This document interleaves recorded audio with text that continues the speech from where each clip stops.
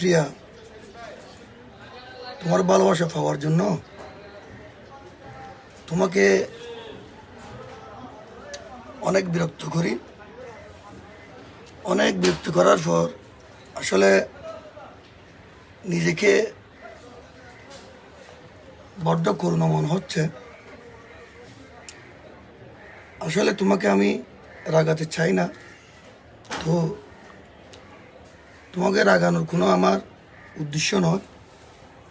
তবে আমি চেয়েছিলাম তোমার যে ব্যস্ত সময়টা আছে সেইখান থেকে আমার জন্য কিছু বরাদ্দ থাকুক, যেমন একটা মেসেজ, একটা কল, বা কিছু মুচকি হাসি।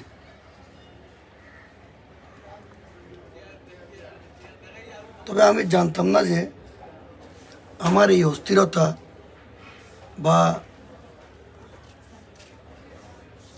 আমার এই তীব্র আবেগ তোমার কাছে বিরক্তর কারণ হবে। তো আসলে আমি তোমার কাছ থেকে মায়া এবং শান্তি খুঁজতে গিয়ে বিরক্তর পাত্রী হয়ে গেলাম। তো এসব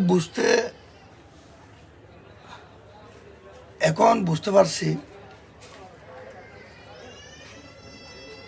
ভালোবাসা, শান্তি, মায়া, মহব্বত, আনন্দ এইসব কিন্তু জোর করে হয় না,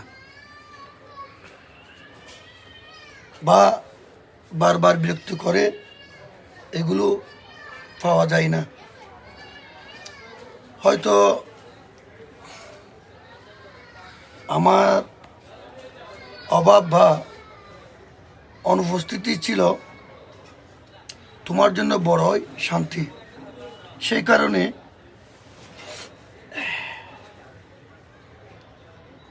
চিন্তা করলাম, অত হিসাব করে দেখলাম তোমাকে আজ থেকে আমি বিরক্ত করব না। আমার সব আবদার ভালোবাসা তালাবদ্ধ করে রাখলাম। আমি তোমাকে বিরক্ত করে তো আমি তোমাকে হারাতে চাই না। আমার নীরবতাটাই হবে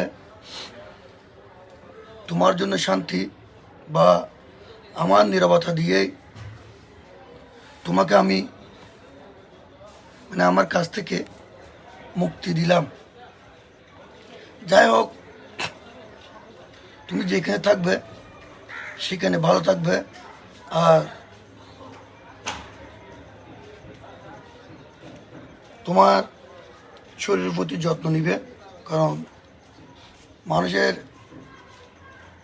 সবসময় অসুখ, শারীরিক অসুখ হয়, সেই কারণে তোমার শরীরের প্রতি যত্ন নিবে।